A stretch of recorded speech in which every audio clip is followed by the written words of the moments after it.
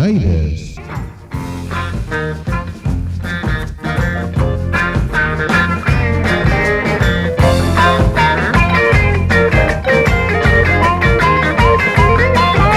I wanna go to heaven, but I've been told the Rockinitis has got my soul. Been rocking and rolling till the break of dawn. Man, I wonder if my baby is still at home. Wonder if my baby is still at home.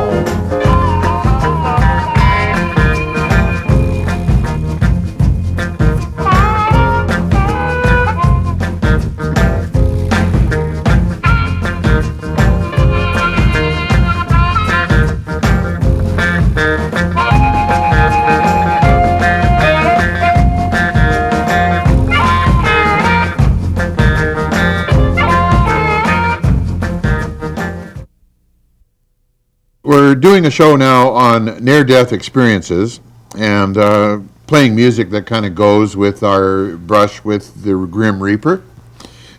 Yes. Now, coming up, we got a group called the Lollipop Shop, and they were from Portland, and they appeared in a biker movie called Angels from Hell. That's That's right. pretty much all I know about them. Well, they actually, we were talking about Larry Williams. Actually, the singer from the band. Oh, God, what's his name now? Anyways, he's let me get his name here. Oh yeah, Fred Cole. Yeah. Fred Cole, who was in the band called the Weeds, and they recorded, and then their manager changed it to the Lollipop Shop, which is kind of a real sucky name. Consider when you hear the music of the Weeds, it just doesn't suit the name at all. But before that, he was being groomed as like the white Michael Jackson. He was like a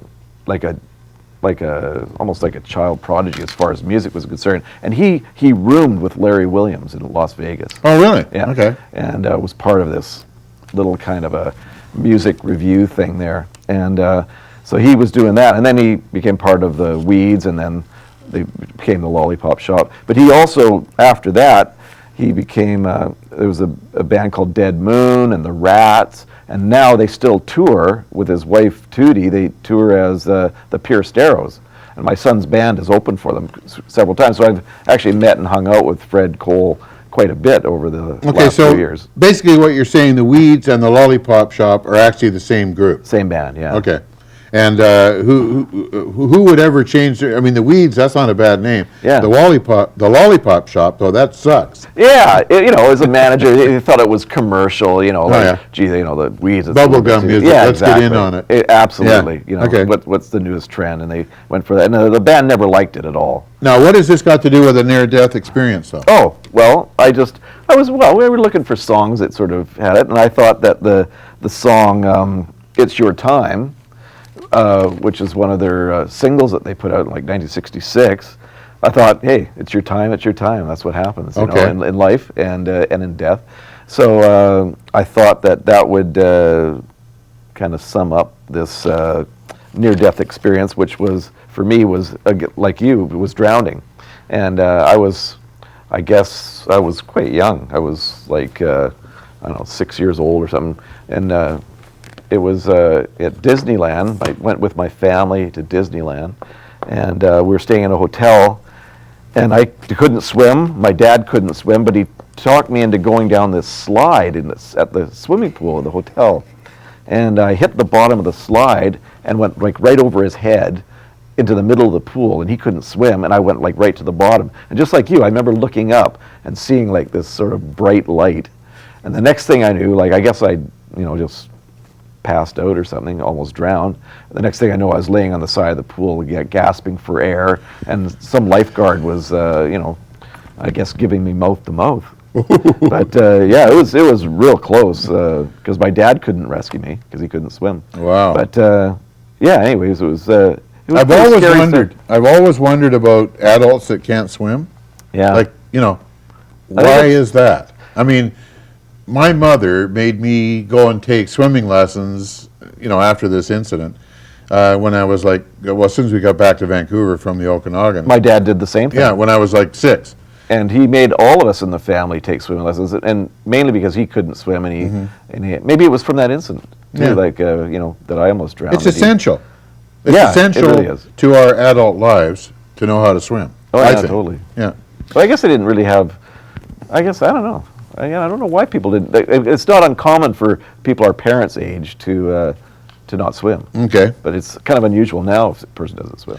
Okay, now the first tune here by the Lollipop Shop is called "You Must Be a Witch." Yeah, well, we What had does to that put have that to do? because it's such a great song. Oh, yeah, okay. I think I just thought that the one song would be good, but the "You Must Be a Witch" is such a great song. If people haven't heard it, it's a must get. You Well, have actually, to find this. there's several songs about a witch. Like there's "The Witch" by the Sonics. Yeah, There's "Ding Dong, the Witch is Dead" by the Fifth Estate. yeah, and there's another one. Witchy Woman.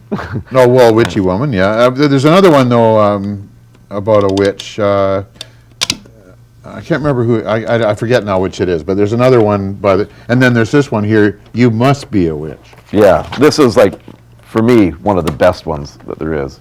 Here's the album here. Oh, you got the album as well. Yeah. Okay. Take the cover off, the yeah. cellophane. So anyway, the Lollipop Shop and the Weeds, which in effect is the same group. You're wearing the green, you're talking obscene, you're making my life into a dream. You're wearing your colors to be like the others, an easy life in heaven with 1,000 other guys. Yeah, yeah. You must be a witch. I don't need your love now. You must be a witch. I don't need your love now. Yeah. Oh.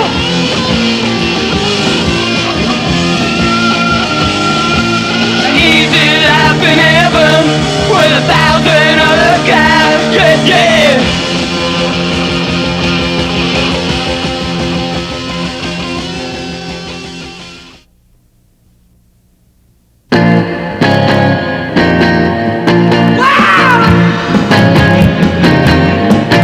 Say goodbye to your life, you've had your ride. You can try these games, but there's no place to hide. There's no one there to buy what you got. But I've tried to help you, but you never stop.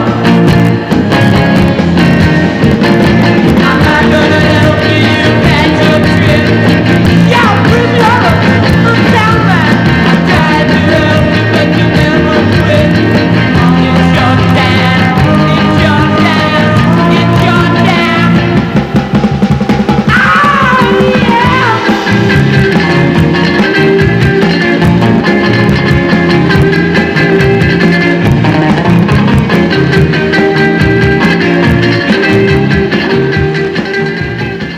Two tunes by two different groups, which are in fact the same group because the Weeds and the Lollipop Shop are one and the same. First of all, "You Must Be a Witch," the Lollipop Shop on the Uni record label 1967, followed by "It's Your Time" by the Weeds on the Teen Beat Club record label 1966. They are in fact one and the same. A tune there called "It's Your Time," which is about, when it's your time, and your time is up and you're dead. Basically, that's it. And basically, we wanted to talk about a couple of experiences on our own personal lives where we almost bid adieu. But as you can see, we're both still alive, very much with you all. And so I hope you've enjoyed our reminiscing over our personal near-death experiences. That's over, and the feeling's gone, it's all over. And you were wrong, don't look back.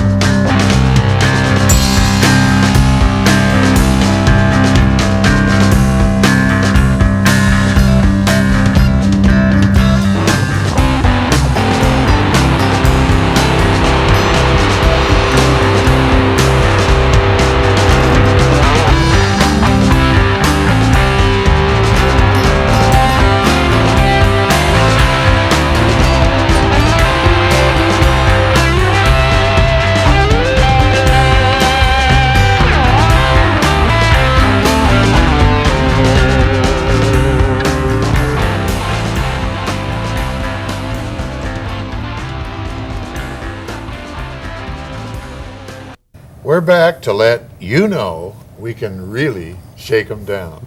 Remember that song by the Contours? Yeah. You broke my heart because I couldn't dance. You didn't even want me around. Then one day I learned how to dance, and now I can really shake 'em down. Anyway, that song by the Contours, I was just listening to that the other day on this great CD, the Contours kind of greatest hits kind of thing. And it was later covered by the Dave Clark Five. Anyway, we're doing a continuation of a show from a little while ago that we never completed. So this is like the second half of the show that we left kind of suspended in midair. It's lucky we haven't nearly died since then. Yes. And it was on near-death experiences, Yeah. in which you and I related stories about our past where we almost croaked and bit the bullet. Living on the wild side. Yes, and are doing songs that are evocative of that. Now, this song here kind of reminds me of that. Now, when you hear this story, you'll know why some people call me Hot Pants. A person that I lived in close proximity with became increasingly difficult and threatening as I was living with them. And then one day I was doing their laundry because I'm like the house husband. And I found a pepper spray canister in their pocket, which is this item right here. Careful with that. Yes. Anyway, so I have asthma. So I thought if I ever got sprayed with pepper spray, it could literally kill me because I wouldn't have any breath at all. Yeah, I guess so. Yes. So anyway, I decided to confiscate it. I didn't want to return it to this person. So I basically put it in my pocket. Then a few minutes later, I actually bent down to do something or other, some task on the floor, and I heard a psh sound like that. And I went, what the hell was that? Anyway, I heard this sound, and then about like 5 seconds later, my genitals felt like a hot tamale. I absolutely couldn't believe it. So, it went off in my pocket, is what happened. And all of a sudden, my genitals were like on fire. And anyway, I was breathless. And it was a near-death experience. Oh, man. And this is the first song I thought of. Breathless or Great Balls of Fire? Breathless and Great Balls of Fire. Okay, let's go for it.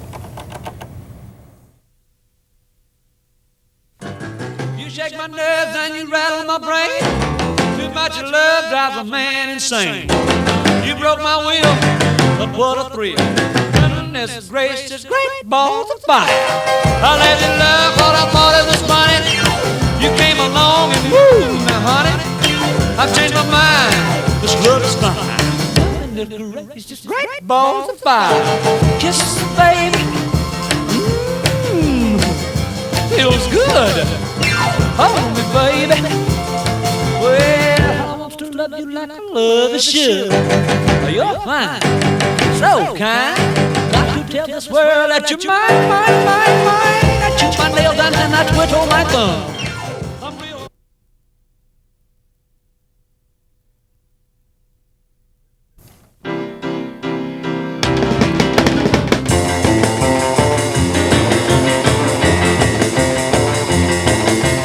If you love me, let's please don't tease. If I can hold you, then let me squeeze. My heart goes round and round. My love comes tumbling down. You leave me breathless. Well, I shake all over, and you know why. I'm sure it's love, honey, and that's no lie. 'Cause when you call my name, you know I burn like wood in flame. You leave me breathless.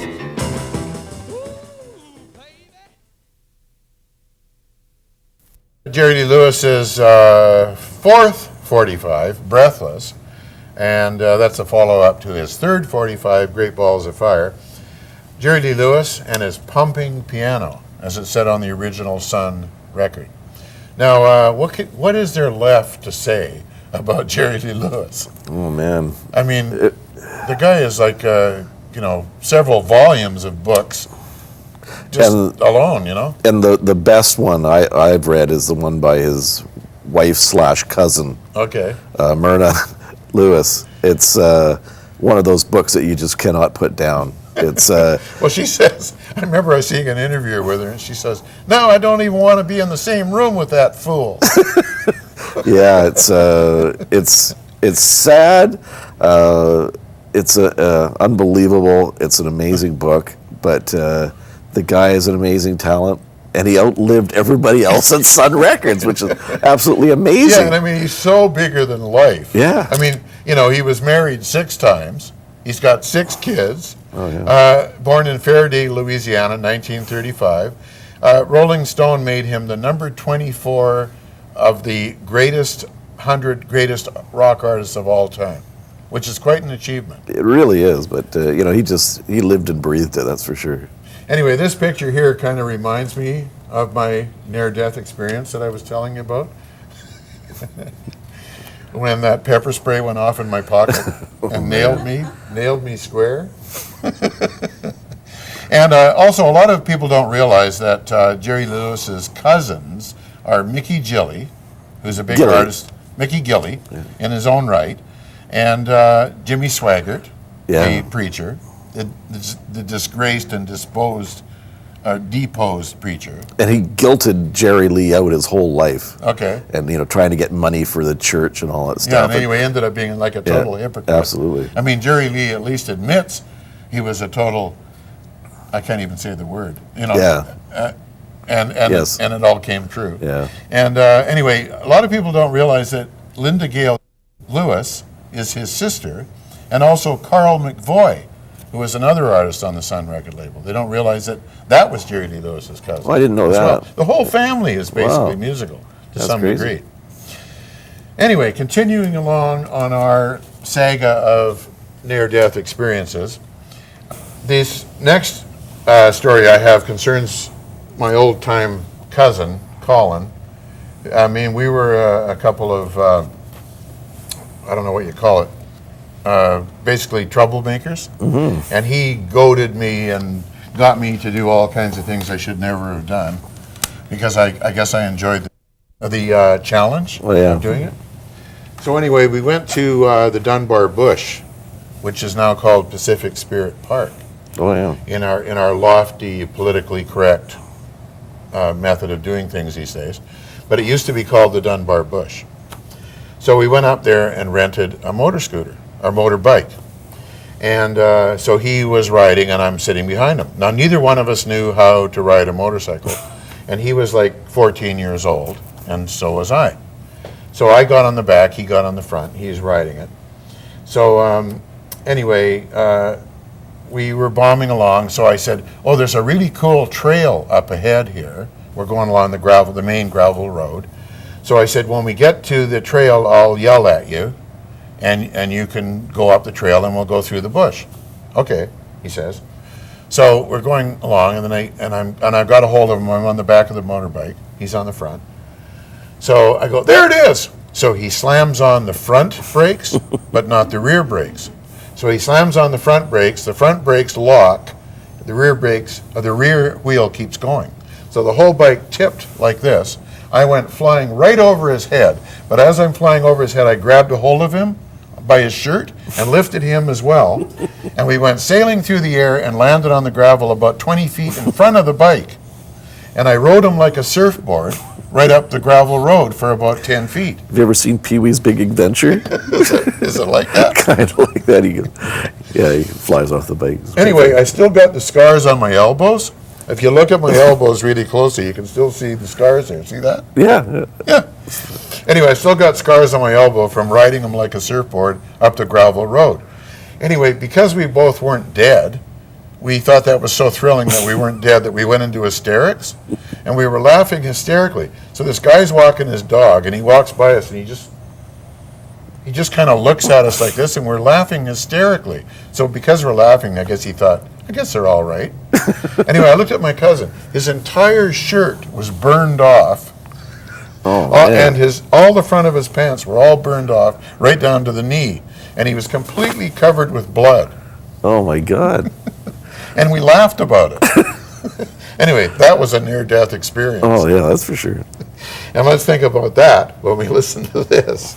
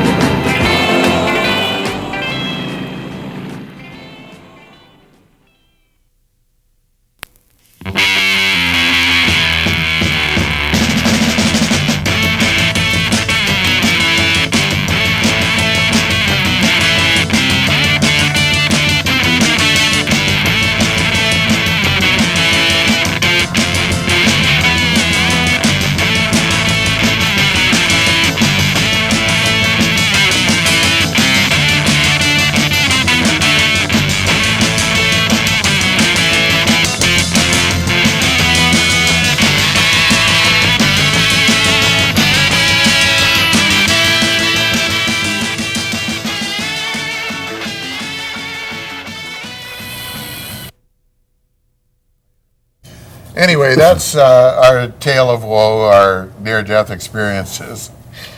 We've certainly had a lot of them.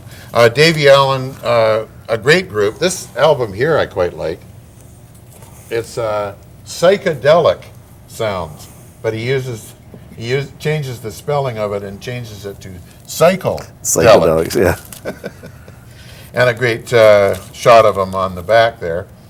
Now, when we took the bike back to the Dunbar bike rental place, it was completely, utterly mangled. And we had to walk it back, which was like 12 blocks uphill, all the way from the Dunbar bush, and it was completely, utterly mangled. And they rented them? Yeah, they rented the Oh, bike. wow. But anyway, what you did is you returned it to the bike rack out front and then just left. So we returned it to the bike rack out front, and there was all these neat and tidy bikes in a long row. And then he came to this one bike, which was So mangled. this one bike was like totally mangled. Anyway, we never said a word, and I said, "What if the guy contacts us?" And my cousin says, "I wrote my name illegibly." I always do that. So Not even on purpose. anyway, so we were safe. That's great. It's funny, I just, we're talking about Dave Allen. I hadn't really thought about that Wild Angels soundtrack, but I just saw the Lost Straitjackets a couple of weeks ago, and they played one of the songs off the album. That's so bizarre. That it would... Anyway, a great guitar player, and it's amazing to me that he hasn't been revived to the extent that other great guitar players like Dwayne Eddy, Link Ray, Dick Dale, all those other classic guys have all had their day in the sun again, and he hasn't really. So, like the guy in the review said, why should Dick Dale and Link Ray have all the fun? That's right. Anyway, my name is Michael Willmore. It almost wasn't. Almost wasn't. A couple of it times. Almost was a near-death experience. Anyway, my name is Michael Willmore. The show has been Rockinitis. Thanks very much for viewing.